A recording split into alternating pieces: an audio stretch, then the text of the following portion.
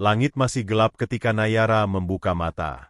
Bukan karena suara alarm, melainkan karena tubuhnya telah terbiasa terbangun sebelum azan subuh berkumandang. Di rumah kecil berdinding papan itu, udara dini hari terasa lembab dan dingin, menyelinap lewat celah-celah kayu yang tak lagi rapat. Nayara bangkit perlahan dari tikar tipisnya, berusaha tidak menimbulkan suara. Ia melirik ke sudut ruangan, tempat ibunya, Marhani, terbaring dengan napas yang terdengar berat dan tidak beraturan.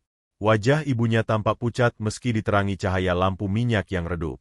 Penyakit paru-paru yang diderita Marhani sudah bertahun-tahun menggerogoti tubuhnya, membuat perempuan itu sering terbatuk hingga wajahnya memerah dan matanya berkaca-kaca. Nayara menghampiri, merapikan selimut tipis di dada ibunya, lalu memeriksa botol obat yang terletak di meja kecil. Ia menghitungnya satu persatu, memastikan dosis pagi masih tersisa.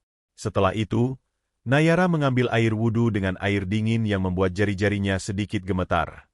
Ia menggelar sajadah lusuh warisan ayahnya, seorang guru mengaji kampung yang telah lama wafat, dan berdiri menghadap kiblat. Dalam keheningan sebelum subuh, setiap bacaan salatnya terasa lebih berat, lebih bermakna. Doa-doa ia panjatkan bukan hanya untuk keselamatan dirinya, tetapi juga untuk ibunya, untuk rezeki yang cukup, dan untuk keteguhan hati menghadapi hari yang entah seperti apa bentuknya. Selesai salat, Nayara duduk bersila dan membuka mushaf kecil yang sampulnya telah memudar. Ayat-ayat suci ia lantunkan dengan suara pelan namun teratur. Mengaji adalah kebiasaan yang tak pernah ia tinggalkan, bahkan ketika tubuhnya lelah sepulang kerja. Ia percaya, selama lidahnya masih mampu melafalkan ayat-ayat itu, hatinya tidak akan benar-benar kosong. Saat azan subuh berkumandang dari surau ujung gang, Nayara menutup musyafnya. Ia menuju dapur sempit untuk memanaskan air, lalu menyiapkan obat ibunya. Beberapa menit kemudian, Marhani terbangun dengan batuk panjang yang membuat Nayara segera menghampiri. "Minum dulu, Bu," ucap Nayara lembut, menyodorkan gelas. Marhani menatap putrinya dengan mata yang menyimpan lelah sekaligus rasa bersalah. "Kamu jangan terlalu memaksakan diri, Nak," katanya lirih setelah menelan obat. Nayara hanya tersenyum kecil. "Aku kuat, Bu. Insya Allah." Ia tidak mengatakan bahwa tubuhnya sering terasa remuk saat malam tiba, atau bahwa punggungnya kerap nyeri setelah seharian mengangkat karung di gudang. Ia memilih menyimpan semua itu sendiri. Pukul 5 pagi, Nayara sudah siap berangkat. Seragam swalayan berwarna abu-abu itu tampak sederhana, sedikit longgar di tubuhnya yang kurus. Ia mengenakan kerudung polos, mengambil tas kecil berisi bekal dan mushaf, lalu berpamitan pada ibunya. Marhani mengangguk pelan, menatap punggung putrinya yang menjauh dengan mata basah. Perjalanan menuju swalayan besar itu memakan waktu hampir 40 menit dengan berjalan kaki. Bangunan swalayan berdiri megah di tengah kawasan yang mulai ramai, kontras dengan rumah-rumah sederhana di sekitarnya. Pemiliknya, Ratmi Anggraini, dikenal luas sebagai perempuan dermawan. Namanya sering disebut dalam pengajian, acara santunan, dan kegiatan sosial. Banyak orang memujinya sebagai sosok religius yang sukses tanpa meninggalkan nilai-nilai agama. Bagi Nayara, Ratmi Anggraini adalah majikan yang baik. Gajinya memang tidak besar, tetapi cukup untuk membeli obat ibunya dan menabung sedikit demi sedikit untuk mimpi melanjutkan kuliah yang sempat tertunda. Nayara telah bekerja di sana selama 3 bulan, dan sebagian besar waktunya dihabiskan di gudang bawah tanah. Gudang itu terletak di bawah bangunan utama swalayan. Untuk mencapainya, Nayara harus menuruni tangga sempit yang dindingnya selalu terasa basah. Begitu pintu besi ditutup, dunia di atas seolah lenyap. Udara di dalam gudang dingin dan lembab, dengan bau campuran beras, tanah, dan sesuatu yang sulit ia jelaskan. Lampu neon memancarkan cahaya pucat yang berkedip sesekali, menciptakan bayangan panjang di antara rak-rak besi tinggi.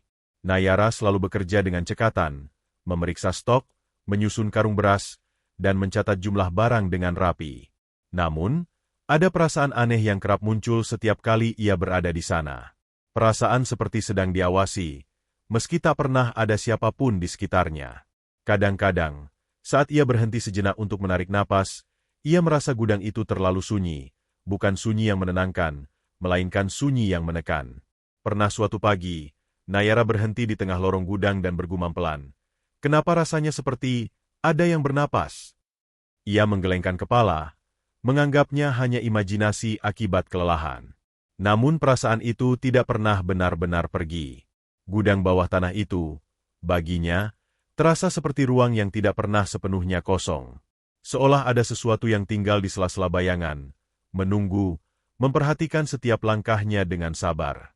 Nayara tidak tahu bahwa perasaan ganjil itu bukan tanpa alasan. Ia hanya tahu satu hal, selama ia masih mampu berdiri, ia akan terus bekerja, terus berdoa, dan terus melangkah. Meski tanpa ia sadari, setiap langkahnya semakin mendekatkannya pada sesuatu yang kelam, yang telah lama bersemayam di bawah bangunan megah milik Ratmi Anggraini. Dan pagi itu, seperti pagi-pagi sebelumnya, Nayara menuruni tangga gudang dengan hati yang tabah, tanpa menyadari bahwa tempat sunyi itu suatu hari akan menjadi medan pertarungan antara iman dan kegelapan. Sejak hari itu, Nayara mulai menyadari bahwa gudang bawah tanah bukan sekadar tempat menyimpan barang. Ia seperti ruang yang memiliki kehendak sendiri, dan kehendak itu tidak ramah terhadap manusia.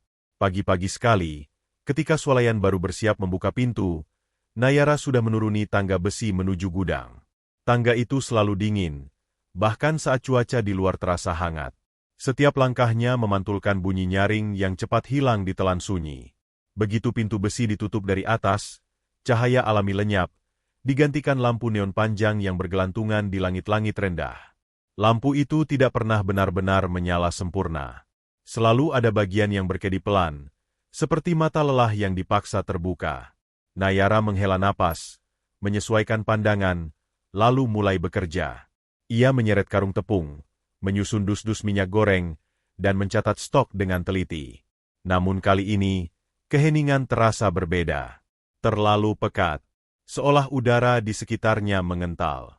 Di sela pekerjaannya, Nayara mendengar suara gesekan pelan. Bukan suara tikus, ia sudah hafal bunyinya. Ini lebih panjang, lebih lambat, seperti sesuatu yang diseret perlahan di lantai semen.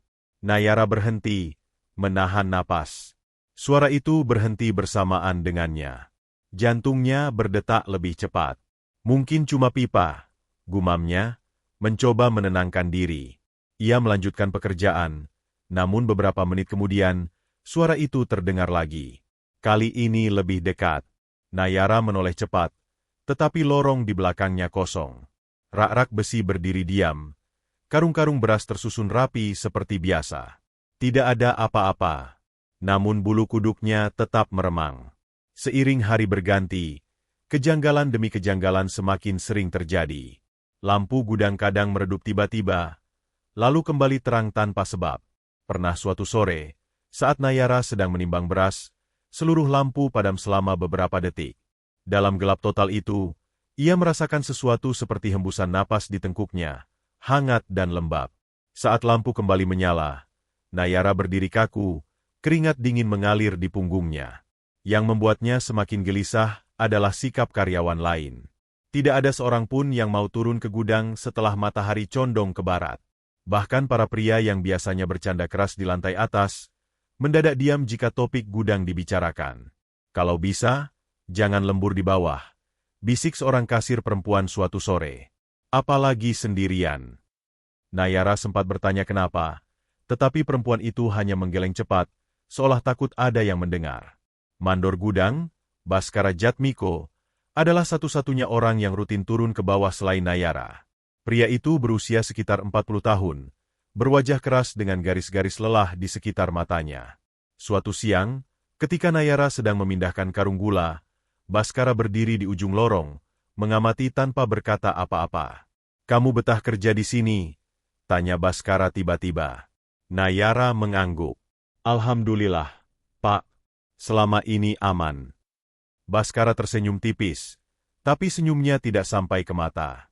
"Gudang ini, jangan terlalu lama ditinggali. Kerjakan yang perlu saja." Nada suaranya datar, namun ada sesuatu di baliknya, peringatan yang tidak diucapkan secara terang-terangan. Nayara ingin bertanya lebih jauh, tetapi Baskara sudah berbalik pergi, meninggalkan lorong dalam kesunyian. Beberapa hari kemudian, Nayara menemukan sesuatu yang belum pernah ia perhatikan sebelumnya, sebuah lorong sempit di sisi paling belakang gudang. Lorong itu tertutup rak besi tua dan jarang dilewati. Lampunya mati, dan udara di sana terasa jauh lebih dingin. Nayara tidak tahu mengapa ia berhenti di depan lorong itu. Ada dorongan aneh, seperti rasa penasaran yang tidak berasal dari pikirannya sendiri.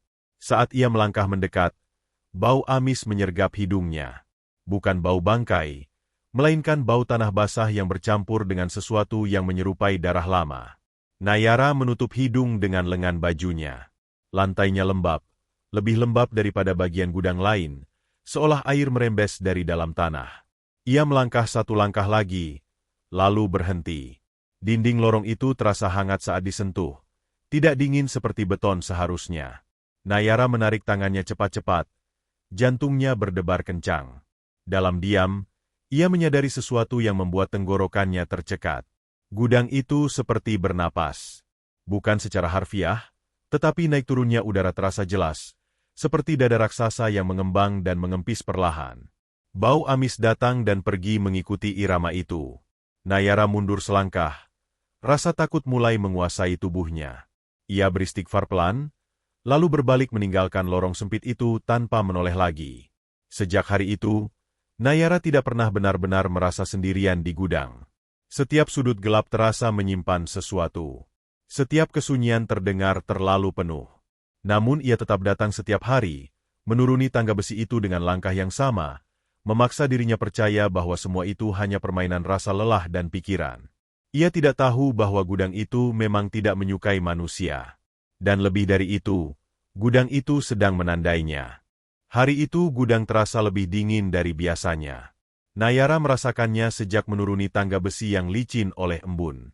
Udara seolah menempel di kulit, lembab dan berat, membuat napasnya sedikit sesak. Lampu neon di langit-langit berkedip lebih sering, memantulkan bayangan patah-patah di dinding semen. Nayara menelan ludah, lalu menguatkan hati. Ia datang untuk bekerja, bukan untuk menuruti rasa takut. Tumpukan karung beras di bagian tengah gudang harus dirapikan ulang. Beberapa karung sudah robek kecil, meninggalkan jejak butiran putih di lantai. Nayara berjongkok, menarik satu karung ke posisi semula. Saat itulah ia mencium bau yang membuat perutnya mual, amis dan tanah basah, jauh lebih kuat dibanding hari-hari sebelumnya. Kenapa baunya begini? Gumamnya. Ia mengangkat karung kedua. Lalu yang ketiga. Ketika tangannya menjulur ke sela karung di sudut paling gelap, sesuatu bergerak cepat di bawah sana.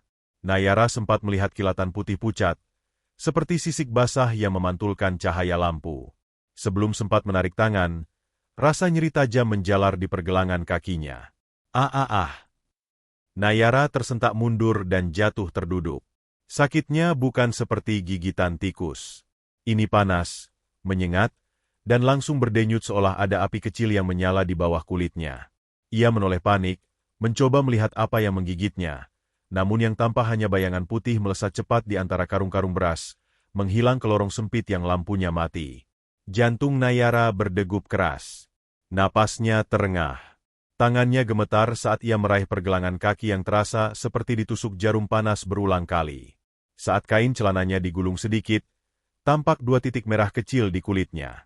Darah tidak mengalir deras, hanya merembes tipis, namun panasnya luar biasa. Bismillah, ucap Nayara lirih, lebih sebagai refleks daripada keberanian. Ia duduk terdiam beberapa saat, menunggu rasa sakit mereda. Namun denyutan itu justru semakin terasa, menjalar naik seperti aliran hangat yang tidak wajar. Nayara bangkit dengan susah payah, lalu tertatih menuju tangga. Pikirannya kalut, namun satu hal jelas, ia harus melapor. Di lantai atas, suasana swalayan masih lengang. Ratmi Anggraini sedang berdiri di dekat rak kebutuhan pokok, berbicara dengan seorang staf. Perempuan itu tampil rapi seperti biasa, kerudung mahalnya terpasang sempurna, wajahnya tenang dan bersih. Bu, suara Nayara terdengar kecil. Saya digigit sesuatu di gudang. Ratmi menoleh. Tatapannya jatuh ke kaki Nayara, lalu kembali ke wajahnya. Tidak ada keterkejutan di sana. Tidak ada kepanikan. Hanya ekspresi datar yang sulit dibaca. Digigit apa? Tanyanya pelan. Saya tidak tahu, Bu. Cepat sekali. Seperti hewan melata. Ratmi mendekat selangkah, lalu berkata dengan suara rendah, hampir berbisik. Itu mungkin hanya ular kecil. Gudang memang lembab. Nayara mengangguk ragu. Apa saya perlu ke klinik, Bu? Ratmi terdiam sesaat. Matanya menyipit, seolah menimbang sesuatu. Kalau lukanya kecil, tidak usah dibesar-besarkan. Kamu istirahat sebentar saja. Jangan cerita ke siapapun dulu. Ya, nanti bikin panik. Nada suaranya lembut, tetapi ada tekanan halus yang sulit dijelaskan. Nayara merasa tenggorokannya kering. Ia ingin membantah, ingin mengatakan bahwa rasa panas di kakinya tidak normal, tetapi bayangan gaji yang sangat ia butuhkan terlintas di pikirannya. Saya masih bisa kerja, Bu, katanya akhirnya. Ratmi tersenyum tipis. Bagus. Kamu anak yang kuat. Kata-kata itu seharusnya membuat Nayara bangga. Namun entah mengapa, dadanya justru terasa sesak. Nayara kembali ke gudang setelah beristirahat sebentar. Sepanjang sisa hari itu, ia bekerja dengan perasaan tidak tenang. Setiap suara kecil membuatnya menoleh cepat. Setiap bayangan bergerak membuatnya waspada. Rasa panas di pergelangan kakinya tidak hilang, justru berubah menjadi denyutan pelan yang konstan, seperti detak jantung asing di dalam tubuhnya. Sore hari, saat Nayara pulang, langkahnya terasa lebih berat dari biasanya. Di rumah, Ibu Marhani langsung menyadari perubahan di wajah putrinya. Kamu kenapa, Nak? Tanya sang ibu sambil batuk kecil. Tidak apa-apa, Bu. Cuma capek. Nayara tidak menceritakan apapun. Ia tidak ingin membuat ibunya cemas. Setelah makan seadanya, Nayara membersihkan luka di kakinya. 2 titik kecil itu masih terlihat, namun kulit di sekitarnya mulai berubah warna. Keabu-abuan, seperti lebam yang tidak wajar. Malam semakin larut. Saat Nayara berbaring, rasa panas itu kembali meningkat. Ia merasakan sesuatu merayap di bawah kulitnya, bergerak perlahan mengikuti aliran darah. Nayara memejamkan mata, melafalkan doa-doa yang ia hafal sejak kecil. Setiap ayat terasa seperti benteng tipis yang menahan sesuatu agar tidak keluar. Ketika ia akhirnya tertidur, Nayara bermimpi tentang lorong sempit yang gelap dan basah, tentang bau amis yang menusuk, tentang sepasang mata merah yang terbuka di balik kegelapan. Dan di dunia nyata, di pergelangan kakinya, luka kecil itu perlahan menghitam, warnanya berubah keabu-abuan seperti abu sisa pembakaran, pertanda bahwa gigitan itu bukan sekadar luka biasa, melainkan awal dari sesuatu yang telah lama menunggu untuk bangkit. Sejak gigitan itu, malam tidak lagi menjadi waktu istirahat bagi Nayara. Ia tetap terlelap, tetapi tidurnya tak pernah benar-benar tenang. Tubuhnya berbaring di atas tikar, namun pikirannya seolah berjalan sendiri, menyusuri tempat-tempat lembab yang tidak pernah ia kenal dalam kehidupan nyata. Desisan itu pertama kali ia dengar saat menjelang tidur. Bukan suara keras, justru sangat pelan, seperti udara yang dipaksa keluar dari celah sempit. Awalnya Nayara mengira itu hanya angin malam yang menyelinap lewat dinding papan rumah mereka. Namun ketika ia memejamkan mata, suara itu terasa semakin dekat, seakan bukan berasal dari luar, melainkan tepat di samping telinganya. Hahaha. Nayara membuka mata. Rumah sunyi. Ibunya sudah tertidur. Napasnya terdengar berat namun teratur. Tidak ada apa-apa. Nayara menarik selimut lebih tinggi dan mencoba membaca doa perlindungan. Baru beberapa kalimat terucap, desisan itu berhenti. Keheningan kembali, tetapi justru itulah yang membuat dadanya semakin sesak. Hari-hari berikutnya, teror tidak berhenti di malam hari saja. Di gudang, Nayara mulai merasa disentuh. Bukan sentuhan jelas, melainkan dorongan ringan di punggung atau lengan, seperti seseorang yang lewat terlalu dekat. Saat ia menoleh, lorong selalu kosong. Rak-rak besi berdiri kaku, karung-karung beras tak bergerak, namun perasaan diawasi terus menempel di kulitnya. Suatu siang, saat ia membungkuk mencatat stok, tiba-tiba tubuhnya terdorong ke depan. Nayara hampir jatuh jika tidak sempat berpegangan pada rak. Napasnya memburu. Jantungnya berdegup keras. Ada siapa? Tanyanya pelan. Suaranya gemetar. Tidak ada jawaban. Namun udara di sekitarnya terasa bergetar, seolah sesuatu bergerak tanpa bentuk. Nayara menegakkan tubuh dan beristighfar berulang kali. Ia tidak berteriak. Ia tidak lari. Ada rasa takut, tentu saja, tetapi juga perasaan aneh, seperti diuji untuk tetap berdiri. Malamnya, mimpi buruk datang dengan lebih jelas. Nayara berdiri di tepi rawa luas yang airnya hitam pekat. Bau amis menusuk hidungnya, sama seperti bau di lorong sempit gudang. Lumpur lengket di kakinya, menariknya perlahan ke dalam. Dari permukaan air, gelembung-gelembung muncul, satu persatu, lalu pecah. Sepasang mata merah terbuka dari dalam rawa. Mata itu menatapnya tanpa berkedip. Tidak ada wajah, tidak ada tubuh yang jelas, hanya tatapan dingin yang membuat Nayara ingin berteriak, tetapi suaranya tertahan di tenggorokan. Desisan terdengar lagi, kali ini bergema di seluruh rawa. SSSS hahaha, SSSS hahaha. Nayara terbangun dengan tubuh basah oleh keringat. Napasnya terengah, dadanya naik turun cepat. Rasa panas di pergelangan kakinya kembali muncul, lebih kuat dari sebelumnya. Ia meraba luka itu. Kulit di sekitarnya terasa keras dan hangat, seolah menyimpan bara kecil. Ibu Marhani terbangun oleh suara napas putrinya yang tidak beraturan. Dengan susah payah, perempuan itu bangkit dan menghampiri Nayara.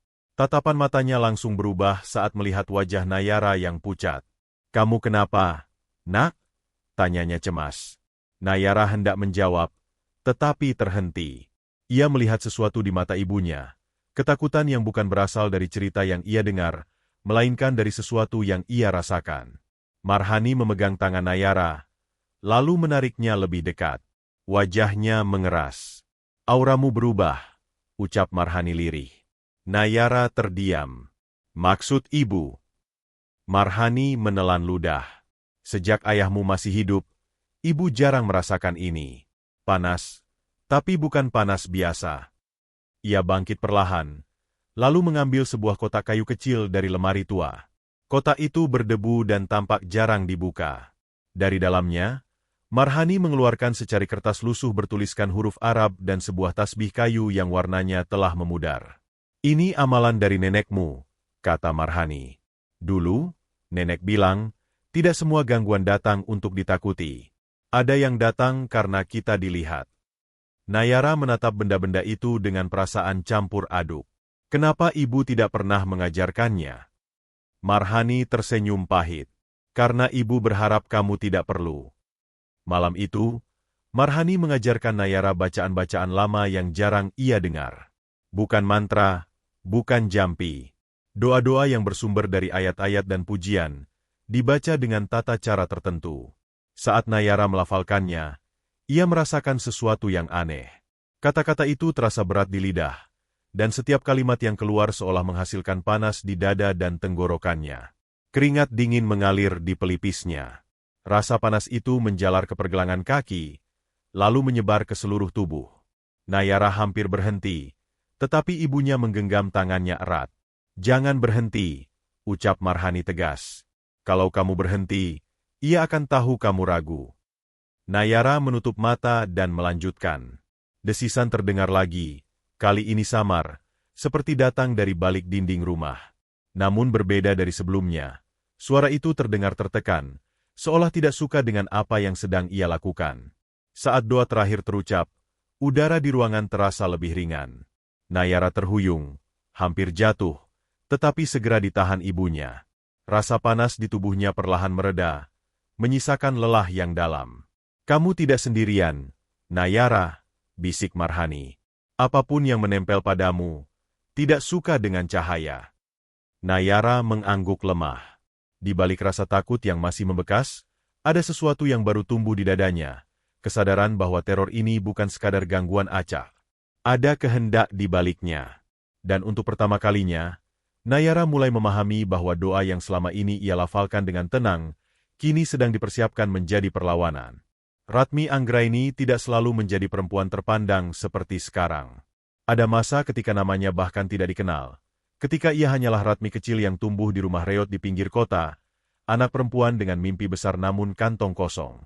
Sejak muda, Ratmi sudah mengenal rasa iri pada mereka yang hidup berkecukupan, iri pada perempuan-perempuan yang berjalan dengan kepala tegak tanpa perlu memikirkan besok harus makan apa. Ia menikah muda dengan harapan hidupnya berubah. Namun harapan itu runtuh ketika suaminya meninggal mendadak, meninggalkan Ratmi dengan utang dan usaha kecil yang hampir bangkrut. Dalam keputusasaan itulah Ratmi mulai mendengar bisikan. Awalnya dari orang-orang di pasar, lalu dari kenalan lama yang bicara setengah berbisik tentang jalan pintas menuju kemapanan. Ratmi menolak berkali-kali. Ia masih salat, masih percaya bahwa rezeki datang dari cara yang halal. Namun keputusasaan adalah lubang yang dalam, dan semakin lama ia berdiri di tepinya, semakin kuat tarikan ke bawah itu terasa. Malam ketika Ratmi akhirnya menyerah, hujan turun deras. Ia dibawa ke sebuah tempat terpencil di luar kota, menyusuri jalan tanah yang licin hingga mencapai bangunan tua yang setengah runtuh. Di sana, ia bertemu dengan sesuatu yang akan mengubah hidupnya selamanya. Makhluk itu muncul dari balik bayangan, tubuhnya menyerupai ular besar dengan sisik hitam mengilap, namun kepalanya menyerupai manusia, wajah pucat dengan mata yang tidak berkedip. Suaranya bukan seperti suara manusia, melainkan bergema di kepala Ratmi, berbicara langsung ke pikirannya. "Aku bisa memberimu kekayaan," kata makhluk itu tanpa membuka mulut. "Tapi setiap pemberian ada harganya." Ritual dilakukan di atas tanah basah yang berbau darah lama. Ratmi diminta melukai telapak tangannya sendiri dan meneteskan darah ke tanah. Darah itu meresap cepat, seolah diserap oleh sesuatu yang hidup di bawah permukaan. Syaratnya sederhana namun mengikat: kesetiaan seumur hidup, kerahasiaan mutlak, dan kesediaan menyediakan tumbal ketika diminta. Sebagai imbalan, Ratmi akan diberi penjaga. Makhluk ular berkepala manusia itu menyebutnya dengan nada bangga, sebuah entitas yang akan melindungi harta dan usahanya, memastikan kekayaan Ratmi terus mengalir. Penjaga itu akan bersemayam di tempat yang menjadi pusat rezeki Ratmi kelak. Bertahun-tahun kemudian, tempat itu menjadi gudang bawah tanah swalayan besar miliknya. Gudang itu bukan sekadar ruang penyimpanan. Di sanalah perjanjian darah Ratmi berakar. Di sanalah tumbal-tumbal kecil dipersembahkan, bukan selalu nyawa, kadang hanya darah, rasa takut, atau penderitaan orang-orang yang bekerja tanpa tahu apa-apa. Ratmi belajar menutup mata dan hati. Ia belajar tersenyum di depan publik, menyumbang ke masjid, berbicara tentang syukur dan iman, sementara di bawah kakinya, perjanjian itu terus hidup. Penjaga itu tidak selalu menampakkan diri. Sebagian besar waktu, ia hanya terasa sebagai keberadaan, dingin, berat, dan selalu lapar. Namun dalam wujud sejatinya, penjaga itu adalah makhluk buaya putih raksasa, tubuhnya besar dan berlapis sisik pucat seperti tulang, matanya merah legam tanpa emosi. Makhluk itu lahir dari perjanjian, dari darah dan keserakahan, dan keberadaannya terikat pada Ratmi. Selama bertahun-tahun, perjanjian itu berjalan mulus. Usaha Ratmi berkembang pesat. Swalayan demi swalayan berdiri. Orang-orang memujinya. Ratmi belajar hidup dengan dua wajah, yang satu untuk dunia, yang satu lagi untuk kegelapan yang ia sembunyikan rapat-rapat. Namun segalanya mulai terasa berbeda sejak Nayara bekerja di gudang itu. Ratmi merasakannya bahkan sebelum gigitan terjadi. Ada getaran aneh setiap kali gadis itu turun ke gudang. Seperti gangguan kecil pada keseimbangan yang selama ini terjaga. Saat gigitan itu akhirnya terjadi, Ratmi tahu penjaga telah bergerak tanpa perintahnya. Itu tidak seharusnya terjadi. Kini, Ratmi sering terbangun di tengah malam dengan dada panas, napas tersengal, dan telinga berdenging. Ia mendengar desisan yang sama, suara yang dulu menjanjikan segalanya, kini terdengar tidak sabar. Ia merasakan nyeri di sendi-sendi, seolah tubuhnya sendiri mulai menolak perjanjian itu. Di cermin, wajah Ratmi tampak lebih tua. Matanya cekung. Senyum yang dulu mudah kini terasa berat. Ia mulai menyadari bahwa perjanjian itu tidak statis. Ia hidup. Dan seperti semua makhluk hidup, ia bisa terluka.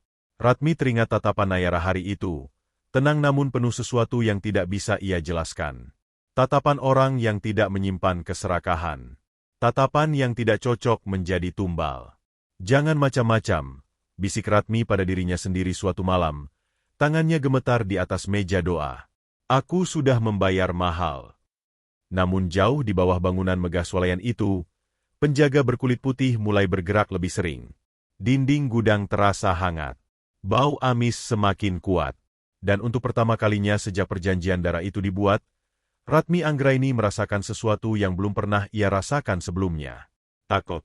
Ia mulai sadar bahwa kesetiaannya mungkin telah goyah. Dan dalam dunia perjanjian darah, goyah berarti satu hal, akhir selalu menagih lebih kejam daripada awal. Perubahan pada tubuh Nayara tidak terjadi sekaligus. Ia datang perlahan, seperti air yang meresap ke tanah kering, nyaris tak terasa, sampai akhirnya tak bisa diabaikan. Pagi itu, sebelum berangkat kerja, Nayara mengganti kaus kaki dengan hati-hati. Saat kain tersibak, ia melihat sesuatu yang membuat napasnya tertahan. Di sekitar luka gigitan yang kini hampir tak terlihat bekasnya, kulitnya berubah. Bukan luka, bukan lebam. Permukaannya tampak sedikit mengeras, membentuk pola samar menyerupai sisi kecil yang berkilau pucat jika terkena cahaya. Nayara menyentuhnya pelan. Tidak sakit, tapi hangat. Terlalu hangat untuk kulit manusia. Ia segera beristighfar dan menarik kaus kaki kembali. Dadanya berdebar keras. Dalam benaknya terlintas mimpi rawa dan mata merah itu. Perasaan bahwa sesuatu sedang tumbuh di dalam dirinya membuat lututnya melemas. Di tempat kerja, Nayara mencoba bersikap seperti biasa. Ia menuruni tangga gudang dengan langkah mantap, meski hatinya tidak setenang sebelumnya.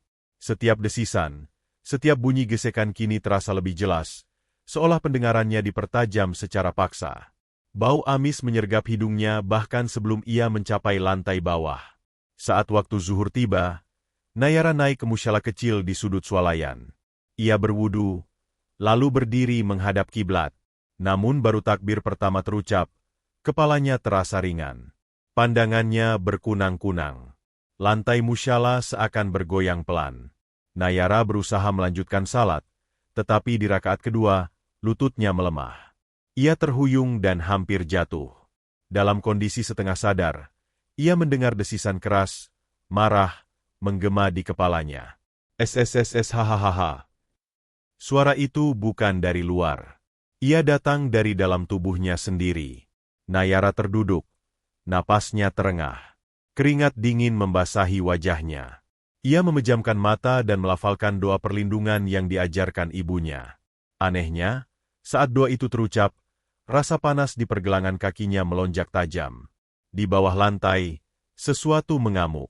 Nayara merasakannya, getaran kasar, seperti tubuh besar yang menghantam dinding dari dalam tanah. Doa itu bekerja, tetapi bukan tanpa perlawanan. Sejak hari itu, Nayara menyadari pola aneh.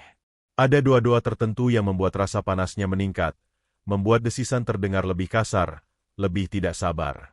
Setiap kali ia melafalkan ayat-ayat perlindungan dengan penuh keyakinan, gudang bawah tanah bereaksi.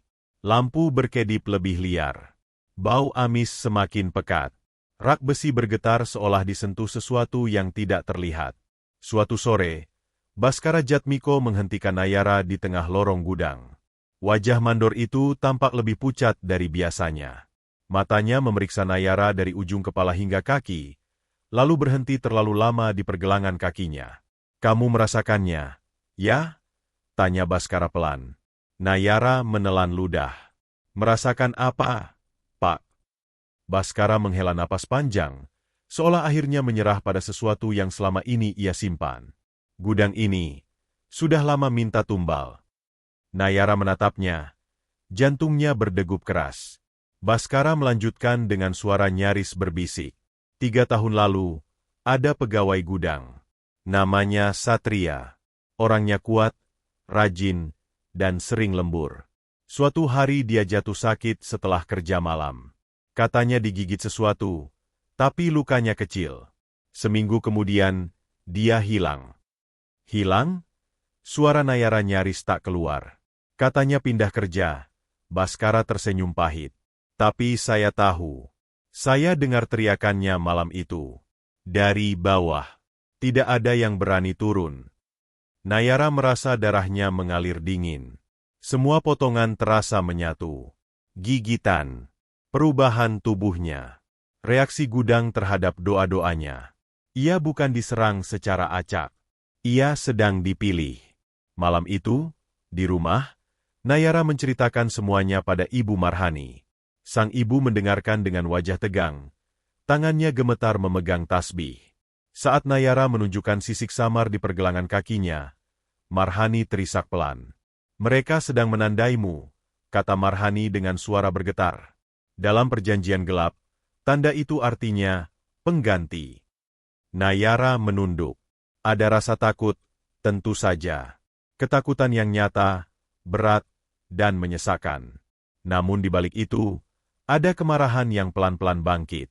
Ia teringat wajah ibunya yang sakit-sakitan. Teringat rekan kerja yang hilang tanpa kejelasan. Teringat doa-doa yang selalu ia lafalkan dengan keyakinan sederhana. Aku tidak mau lari, Bu, ucap Nayara akhirnya. Marhani menatap putrinya dengan mata basah. Kamu tahu artinya? Nayara mengangguk. Kalau aku lari, yang lain akan diambil. Kalau aku diam, aku mungkin tidak selamat. Tapi kalau aku bertahan, berdoa, dan melawan, mungkin ini bisa berhenti. Marhani menggenggam tangan Nayara erat. Ilmu ini bukan untuk menyerang, Nak, tapi untuk melindungi. Nayara mengangguk pelan. Untuk pertama kalinya sejak semua ini dimulai, ia merasa pilihannya jelas. Tubuhnya mungkin sedang ditandai. Jiwanya mungkin sedang diuji. Tapi Nayara tahu satu hal dengan pasti. Ia tidak akan menjadi tumbal yang diam menunggu. Maghrib hampir tiba ketika Nayara berdiri di depan pintu besi menuju gudang bawah tanah. Di lantai atas, swalayan masih ramai oleh suara pelanggan dan kasir, seolah dunia berjalan seperti biasa. Namun di hadapannya, pintu itu terasa seperti batas antara dua alam. Udara di sekitarnya lebih dingin, dan bau amis yang dulu samar kini tercium jelas, membuat perutnya bergejolak. Nayara menarik napas panjang. Di tangannya, tasbih kayu milik ibunya tergenggam erat. Butiran-butiran kecil itu terasa hangat, seakan menyimpan sisa doa yang telah berkali-kali dilafalkan. Ia melirik jam dinding, beberapa menit lagi azan maghrib akan berkumandang. Inilah waktunya, gumamnya pelan. Tanpa menunggu lebih lama, Nayara membuka pintu besi itu dan menuruni tangga sendirian. Setiap langkahnya bergema berat, memantul di dinding sempit yang kini terasa lebih dekat, seolah jarak antar anak tangga menyempit. Begitu pintu menutup di atas, suara dunia luar lenyap sepenuhnya. Gudang menyambutnya dengan keheningan yang aneh. Lampu-lampu neon menyala redup, tetapi cahayanya tidak lagi putih. Ia tampak kehijauan, pucat, membuat bayangan rak-rak besi memanjang tak wajar di lantai. Nayara melangkah perlahan, menyadari bahwa gudang itu terasa berbeda. Dindingnya tampak lebih tinggi, langit-langitnya menjauh, seperti ruang yang meregang mengikuti napas sesuatu yang besar. Rak besi di lorong utama berderit pelan. Nayara berhenti. Rak itu bergeser sendiri, hanya beberapa sentimeter, tetapi cukup untuk membuat jantungnya berdegup keras. Ia tidak menyentuhnya. Tidak ada angin. Namun suara logam bergesekan terdengar jelas, berulang, seperti langkah kaki yang diseret. SSSRRKKK. Nayara menelan ludah dan melangkah maju. Setiap kali ia bergerak, rak-rak itu seolah menyesuaikan posisi, menciptakan lorong-lorong baru yang tidak ia kenali. Gudang yang dulu ia hafal kini terasa seperti labirin hidup. Jalan pulang seakan menghilang di belakangnya. Bau tanah basah semakin kuat. Lantai semen yang biasa keras kini tampak mengilap. Saat Nayara melangkah, sepatunya tenggelam sedikit. Ia menunduk dan terkejut mendapati lantai itu berubah menjadi lumpur hitam pekat. Lengket. Berat. Setiap langkah membutuhkan tenaga ekstra, seolah tanah itu mencoba menahannya, menariknya lebih dalam. Dari kejauhan, terdengar suara napas. Berat, dalam, teratur. Nafas itu bukan milik manusia. Ia terdengar terlalu besar, terlalu dekat. Nayara merasakan getarannya di dada, seolah udara di sekitarnya ikut berdenyut. Tangannya mencengkeram tasbih lebih erat. Butiran kayu itu kini terasa panas, hampir membakar telapak tangannya. Bismillahirrahmanirrahim. Nayara mulai melafalkan doa dengan suara gemetar namun tegas. Saat doa itu terucap, gudang bereaksi. Lampu berkedip liar. Rak besi bergetar keras. Beberapa di antaranya roboh ke lantai dengan dentuman berat. Lumpur hitam beriak, membentuk gelombang kecil seperti air yang terganggu oleh sesuatu yang bergerak di bawahnya. Nayara melangkah maju, meski kakinya terasa berat. Ia tahu ia tidak bisa mundur. Setiap sel di tubuhnya berteriak ketakutan, tetapi ada tekad yang lebih kuat, tekad untuk mengakhiri semua ini. Nafas itu kini terdengar tepat di belakangnya. Nayara berbalik cepat. Di balik bayangan Rak, sesuatu bergerak.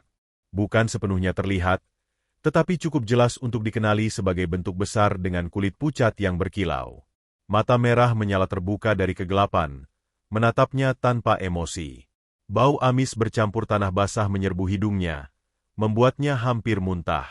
Makhluk itu belum sepenuhnya menampakkan diri, namun kehadirannya memenuhi seluruh gudang. Dinding terasa berdenyut. Langit-langit seolah menurun, menekan ruang semakin sempit. Nayara teringat pesan ibunya, jangan berhenti membaca doa. Ia menutup mata sejenak dan melafalkan doa dengan suara lebih lantang. Setiap kata keluar dengan berat, namun juga dengan keyakinan. Tasbih di tangannya bersinar samar, memancarkan cahaya kekuningan yang menembus kegelapan di sekitarnya. Makhluk itu menggeram. Suara geramannya mengguncang gudang, membuat lumpur hitam bergetar hebat. Rak besi terlempar ke samping, membuka ruang besar di tengah gudang, ruang yang terasa seperti pusat dari semuanya. Nayara berdiri di sana, sendirian di tengah ruang yang hidup dan memusuhi. Keringat bercucuran di wajahnya, napasnya terengah, tetapi langkahnya tetap maju. Ia tahu, apapun yang menunggunya di hadapan, inilah saatnya. Gudang bawah tanah itu bukan lagi sekadar tempat kerja. Ia telah berubah menjadi medan ujian, dan Nayara, dengan tasbih di tangannya dan doa di bibirnya, melangkah ke dalamnya tanpa niat untuk kembali sebelum semuanya berakhir. Tanah lumpur hitam itu bergelombang hebat, seperti air yang mendidih dari dalam perut bumi. Nayara berdiri terpaku di tengah gudang yang kini sepenuhnya berubah wujud. Rak-rak besi tak lagi tersusun rapi, sebagian hancur, sebagian lagi miring tak wajar, seakan didorong oleh kekuatan besar yang baru saja bangkit. Nafas berat itu kini terdengar jelas, bukan lagi dari balik dinding, melainkan dari hadapannya. Dari lumpur hitam itu, sesuatu muncul.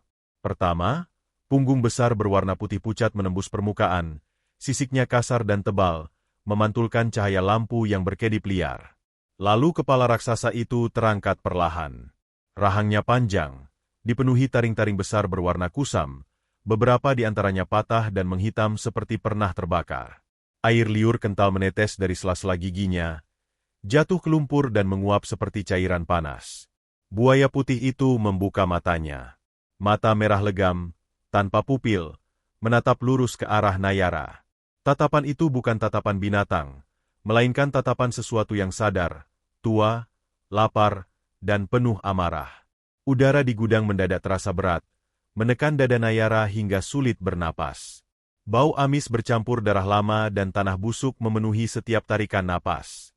Makhluk itu menggeram, suaranya rendah namun mengguncang, membuat dinding gudang bergetar. Dengan satu hentakan ekor, ruang sempit itu berguncang hebat. Nayara terlempar ke belakang dan jatuh terduduk di lumpur hitam. Tasbih di tangannya hampir terlepas, tetapi ia menggenggamnya mati-matian. Bismillah, ucapnya terengah. Buaya putih itu bergerak cepat, terlalu cepat untuk tubuh sebesar itu. Dalam sekejap, rahangnya menghantam rak besi di samping Nayara, menghancurkannya seperti kertas tipis.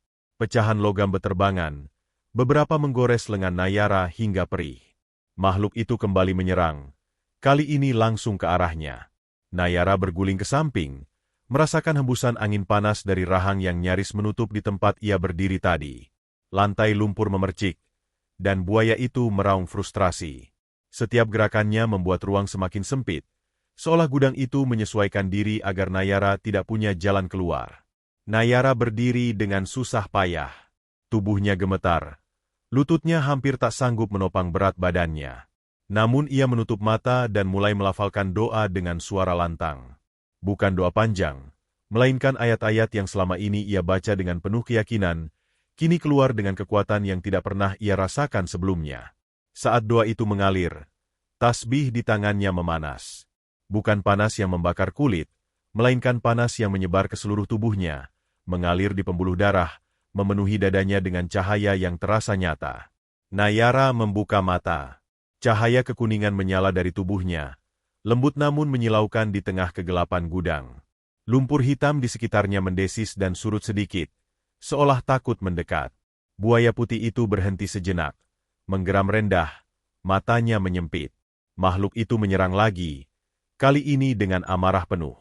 Rahangnya terbuka lebar, taringnya berkilat, siap menghancurkan apapun di depannya.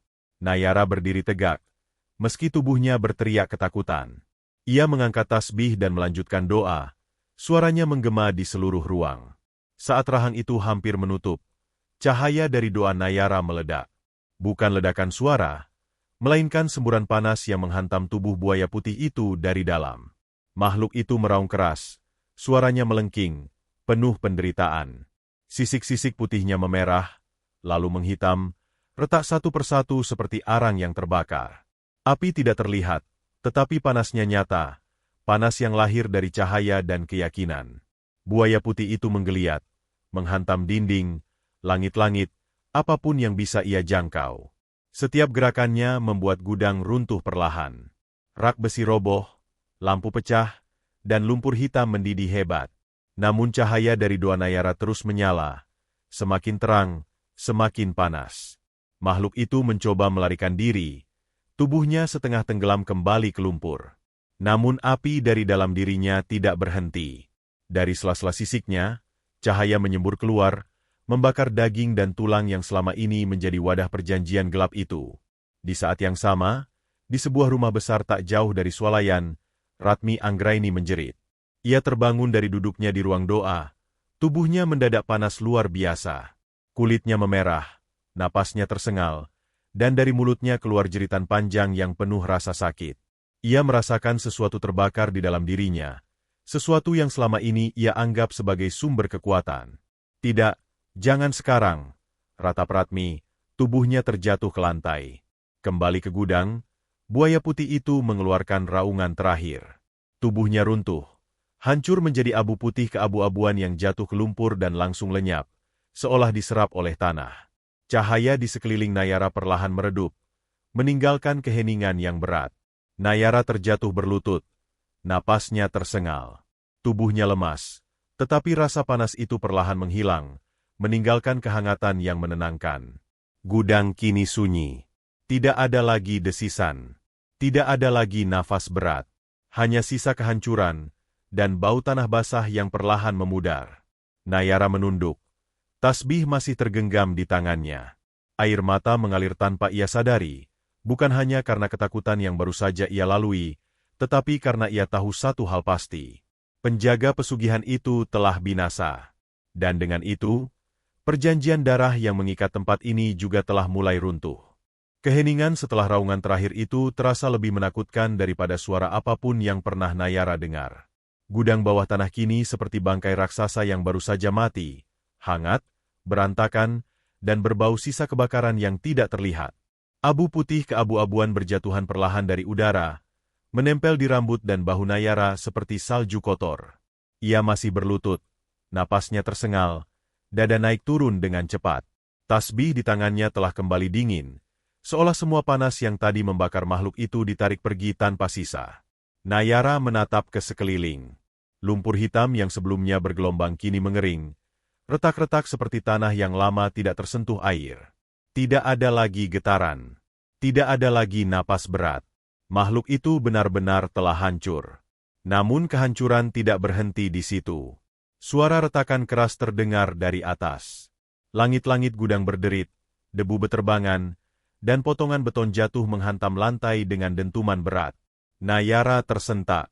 Ia berusaha berdiri, tetapi kakinya gemetar hebat.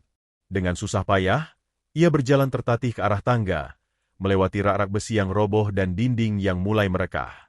Gudang itu runtuh perlahan, seperti tubuh yang kehilangan penopangnya. Saat Nayara hampir mencapai tangga, sebuah ledakan kecil terdengar dari sisi gudang. Dinding bagian belakang ambruk, menyingkap tanah basah di baliknya. Udara malam menyergap masuk, bercampur bau tanah segar dan asap samar. Nayara menutup wajahnya dengan lengan, batu keras, lalu memaksakan diri naik. Di atas, suasana swalayan berubah kacau. Lampu-lampu padam. Alarm kebakaran meraung nyaring. Pelanggan dan karyawan berlarian panik menuju pintu keluar. Sebagian berteriak histeris, sebagian lain terdiam kebingungan. Nayara muncul dari pintu gudang dengan tubuh kotor oleh lumpur dan debu, wajahnya pucat, matanya kosong oleh kelelahan. Gudang runtuh. Seseorang berteriak. Beberapa karyawan berusaha mendekat, tetapi Nayara mengangkat tangan lemah, memberi isyarat agar mereka menjauh. Ia melangkah beberapa langkah lagi sebelum akhirnya jatuh terduduk di lantai swalayan. Dunia berputar. Suara-suara terdengar jauh, teredam, seperti datang dari dasar air. Di saat yang sama, beberapa kilometer dari sana, di rumah besar Ratmi Anggraini, api yang tidak terlihat mencapai puncaknya. Ratmi tergeletak di lantai ruang doa pribadinya. Tubuhnya kejang, kulitnya memerah seperti terbakar dari dalam. Tidak ada api yang menyentuhnya, tetapi bau daging hangus memenuhi ruangan. Ratmi menjerit, suaranya parau, memohon pada sesuatu yang tidak lagi mendengar. Perjanjian itu putus. Makhluk penjaga yang selama ini menjadi penghubung telah musnah, dan semua ikatan darah yang mengalir darinya berbalik menagih. Ratmi merasakan panas menjalar dari dadanya ke seluruh tubuh, membakar organ-organ dalamnya satu persatu. Matanya terbuka lebar, penuh ketakutan dan penyesalan, sebelum akhirnya tubuhnya terkulai tak bernyawa. Beberapa jam kemudian, kabar kematian Ratmi Anggraini mengguncang kota kecil itu. Polisi berdatangan ke swalayan yang sebagian bangunannya runtuh. Garis polisi dipasang. Warga berkumpul di luar, berbisik-bisik. Wajah mereka dipenuhi rasa ingin tahu dan ketakutan. Berita menyebar cepat. Pemilik swalayan besar ditemukan tewas mengenaskan di rumahnya, bersamaan dengan insiden runtuhnya gudang bawah tanah. Penyelidikan dimulai. Petugas menemukan banyak kejanggalan di gudang. Struktur bangunan yang tidak sesuai standar. Ruang tersembunyi di balik dinding. Jejak-jejak ritual yang tidak bisa dijelaskan secara logika. Tanah bercampur darah kering, simbol-simbol aneh yang tergores di beton, dan sisa abu putih yang tidak diketahui asalnya. Baskara Jatmiko dipanggil untuk dimintai keterangan. Dengan wajah pucat dan suara bergetar, ia akhirnya menceritakan apa yang selama ini ia simpan, tentang pegawai yang hilang, tentang gudang yang selalu meminta korban, tentang peringatan-peringatan samar yang ia berikan karena takut kehilangan pekerjaan. Satu persatu, cerita lama bermunculan. Warga sekitar mulai mengingat kejadian-kejadian aneh bertahun-tahun lalu. Karyawan yang mendadak sakit lalu menghilang. Truk barang yang datang tengah malam. Bau amis yang kadang tercium dari saluran air. Semua yang dulu dianggap kebetulan kini tersusun menjadi pola yang mengerikan. Pesugihan itu tidak lagi tersembunyi. Nayara terbangun di rumah sakit keesokan paginya. Ibu Marhani duduk di samping ranjangnya, menggenggam tangannya erat. Wajah perempuan tua itu tampak lega sekaligus sedih. Saat Nayara membuka mata, Marhani menangis pelan. "Sudah selesai, nak," bisiknya. "Semua sudah selesai." Nayara menatap langit-langit putih kamar rumah sakit. Tubuhnya lemah, tetapi hatinya terasa ringan. Rasa panas di pergelangan kakinya hilang. Saat ia mengangkat kain penutup, kulitnya kembali normal. Tidak ada sisik. Tidak ada bekas tanda, hanya kenangan. Di luar, kota kecil itu masih berguncang oleh kabar yang terus berkembang. Swalayan besar ditutup permanen. Rumah Ratmi Anggraini disegel. Orang-orang yang dulu memujinya kini hanya bisa berbisik tentang rahasia kelam yang tersembunyi di balik kedermawanan. Api yang memakan perjanjian itu tidak hanya membakar satu makhluk atau satu nyawa. Ia membakar kebohongan yang telah lama berdiri kokoh. Dan dari abu itulah, kebenaran mulai terlihat, meski menyisakan rasa takut yang tidak akan mudah dilupakan. Langit pagi tampak lebih cerah dari biasanya ketika Nayara melangkah keluar dari rumah sakit. Udara terasa bersih, seolah hujan semalam membersihkan sisa-sisa gelap yang selama ini menggantung di kota kecil itu. Matahari belum sepenuhnya tinggi, tetapi cahayanya cukup hangat untuk menyentuh kulit Nayara dengan lembut. Berbeda jauh dari dingin yang dulu selalu ia rasakan setiap kali mengingat gudang bawah tanah. Langkahnya masih pelan, tubuhnya belum sepenuhnya pulih, tetapi hatinya terasa jauh lebih kuat. Luka di pergelangan kakinya telah benar-benar menghilang.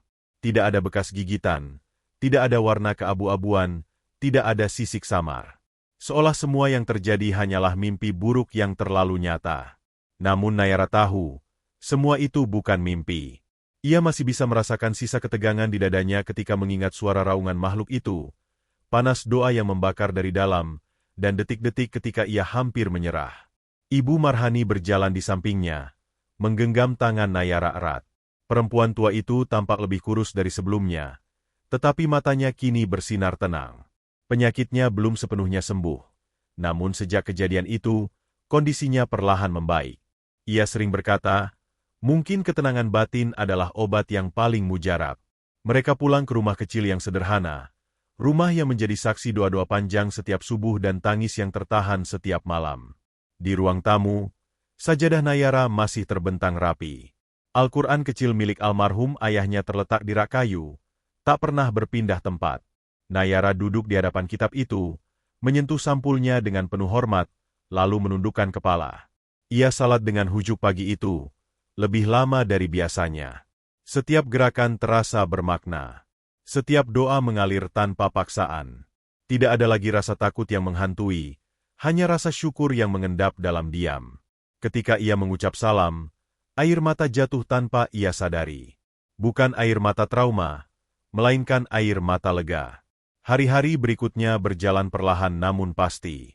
Gudang bawah tanah itu resmi ditutup permanen. Bangunannya dibongkar setelah dinyatakan tidak layak dan berbahaya. Swalayan besar yang dulu menjadi pusat ekonomi kini tinggal kenangan pahit. Warga sekitar masih sering membicarakannya dengan suara pelan, seolah takut mengusik sesuatu yang belum sepenuhnya pergi. Tidak ada yang berani mendekat ke bekas lokasi gudang, meski kini hanya tanah kosong yang ditumbuhi rumput liar. Nayara tidak pernah kembali ke tempat itu. Ia juga tidak berniat melakukannya. Ia kembali membuka buku-buku lamanya. Materi ujian masuk perguruan tinggi yang sempat tertunda kini kembali ia pelajari dengan tekun.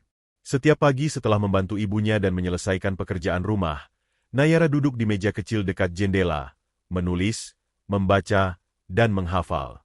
Semangatnya kembali, namun kini berbeda, lebih tenang, lebih dewasa. Beberapa orang sempat datang menemuinya. Ada yang ingin tahu apa yang sebenarnya terjadi di gudang. Ada pula yang diam-diam berharap Nayara memiliki kemampuan lebih yang bisa dimanfaatkan. Setiap kali itu terjadi, Nayara hanya tersenyum kecil dan menggeleng.